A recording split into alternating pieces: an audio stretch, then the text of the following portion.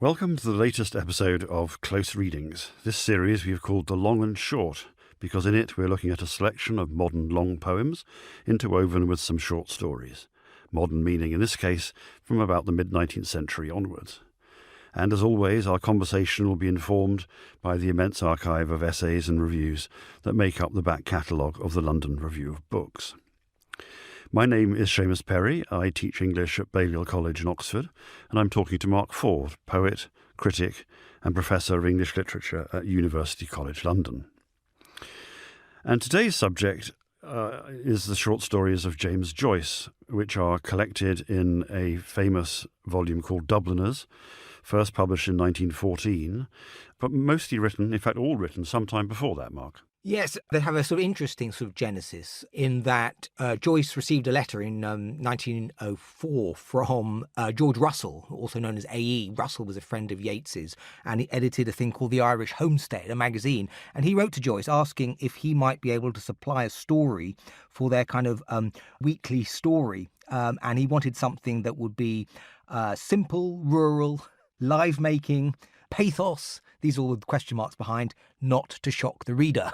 Right. He continues. So he didn't quite get what he wanted. And Joyce furnished one, The Sisters. That was the first one, and quite a number of the Dubliners stories in their initial kind of trial run were published in the Irish Homestead, which suggests a kind of rather comforting take on Ireland, and you don't get a comforting take on Ireland, particularly in Dubliners. And then Joyce rewrote them quite extensively, but they were written when he was 22, 23 mainly, apart from The Dead, which was composed in 1907 when he was 25, and they are, for a young person, astonishing in their their kind of confidence, their omniscience, their imperturbability, their range of characters.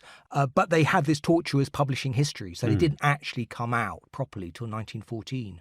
So the problem he has with the publishers is partly the use in some of the short stories of profanities. I mean, very mild by modern standards, but enough to trouble the publishers at the time. Also, I suppose, a sense that he was going to cause trouble because the take, as you say, the take on Dublin in these short stories is pretty negative and involves some fairly harsh, sometimes implicit criticism of the Catholic Church. Yes, I mean, initially they were turned down by an English publisher, or they were accepted by an English publisher, Grant Richards, but then the printer who was setting them said, I can't set this, it's too profane. It really isn't at all profane. Richards lost heart, and there was a long kind of dispute about it. Then he had an Irish publisher, and they actually printed the thing, but they had to pulp it because they felt it was unacceptable. So he had this really, ghastly experience, and they come out when he's sort of 33, but they were written, 10 years earlier mainly. So and Ezra Pound was, of course, the kind of crucial catalyst for making Joyce believe in himself, and he was a huge fan of these stories. So and affecting the introduction to Harriet Weaver, that transforms Joyce's finances permanently. Absolutely. So in a way, the Dubliners were his calling card for Pound, and then Portrait of the Artist got published a couple of years later, and Joyce is on his way. And he's on his way writing these stories because they so obviously connect with his whole project, that they connect with Portrait of the Artist, the young man, but obviously even more so with Ulysses, and some of the characters reoccur in Ulysses. But Joyce's mission to forge the uncreated conscience of his race, as he puts it at the end of Portrait, to somehow present this panoramic diagnosis of Dublin, analysis of Dublin, recreation of Dublin in all its various facets. Although in these stories, we are dealing mainly with kind of lower middle class characters, aren't we? The sort of the petit bourgeois. There are some grander characters in obviously The Dead. They're slightly higher class. But actually, though Joyce was born into a relatively middle class family, his father drank it away, so to speak, or kind of talked it away. And there's some interesting pieces in the LRB, aren't there, about the dad, who was obviously a character. Yes. Well, we'll come on to some of the uses of his father, perhaps, when we come to talk about the dead at the end of our conversation today. But yes, there's no doubt that he could talk the hind legs off a donkey, Yes. and no doubt either that Joyce obviously revered him in some way, unlike Joyce's brother Stanislaus, who really cut off all relations with his father. Yes, I mean, Joyce made use. One of the problems with Dubliners and Ulysses, in some ways, for his contemporaries, was he's made such flagrant use of their lives. And Stanislaus is a good example that, in a painful case, the extracts from Duffy's diary are straight taken from Stanislaus's diary, which Joyce read on a regular basis and pilfered and pillaged. We'll come on to that in due course, I hope. The piece by John Bailey in the paper is good on this in passing. He notes how much Joyce does use his relatives, as you say in the stories, and then John says, but then what are relatives for writers? There's something very, very heartless and quite cold about the way the imagination can work in certain writers. Well, that's a fascinating aspect of the Joycean oeuvre, particularly up to Ulysses, the extent to which, as well as lots and lots of other things, they are autofiction, as we call it these days, that they are a sort of transposition of his own life and characters and people that he knew, and that's a roman à clé in the way I suppose in which kind of Proust à la recherche is also a roman à clé, that these people are recognizable, but the offense that they cause is there's possibility of that. Of the realism that Pound celebrates when he reviews the volume. But we should say as well, shouldn't we, that as well as this realistic and kind of covertly autobiographical impulse, there is also, especially for the Dubliners volume, and perhaps also for later works, but especially for Dubliners, there's a strong moralistic element in Joyce's sense of himself as a writer. And in the correspondence he has with Grant Richards about publishing the text in a way that's not been cut or hasn't had offending bits removed, he speaks about his own vocation in extraordinary elevated ways, doesn't he? He describes the book as a chapter of the moral history of my country, or a step towards the spiritual liberation of my country. I mean, these aren't quite tongue-in-cheek remarks, are they?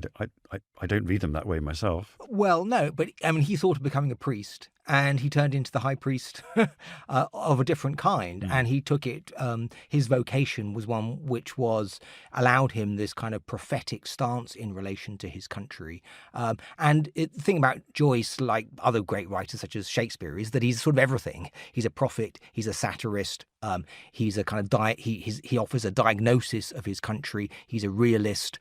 He's a brilliant psychologist in terms of getting into characters, ways of understanding the world, and the mixture that throughout Dubliners you get of kind of irony and pathos, which I think is that you're never quite sure whether you're supposed to be feeling sorry for these characters or supposed to be feeling that this is a satirical takedown of these characters, and it shifts all the time, is one of the instabilities of these 15 stories, which makes them so brilliant, and the facets of them are sort of just endlessly reinterpretable.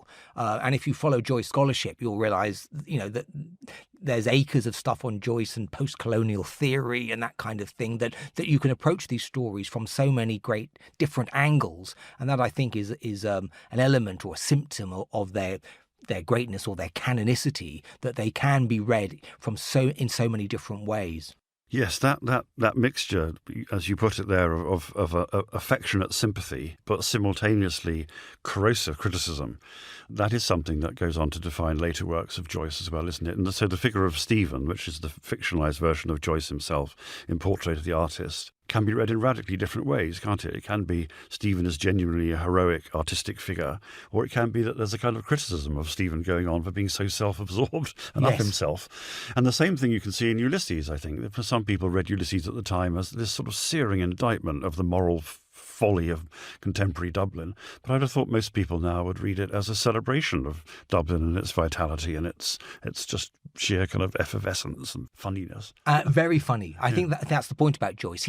The way he mixes kind of comedy tragedy or pathos or sadness. I mean, the same is true of Gabriel Conroy in The Dead. That do you see him as, he calls himself, fatuous and complacent, and or do you see him in some ways as a figure of great sort of sympathy with and someone whose emotions become so real to you as a reader that you can find yourself, especially in those last pages, completely caught up in his dilemma and his experiences, so much so that there seems a kind of connection between you as the reader and Gabriel. And I think that's one thing that Joyce is developing in these stories. Thanks for listening to this extract from The Long and Short, a close reading series from the London Review of Books. To listen to the full episodes and all our other close reading series, sign up to our close reading subscription. Go to lrb.me/close readings or click on the link in the description.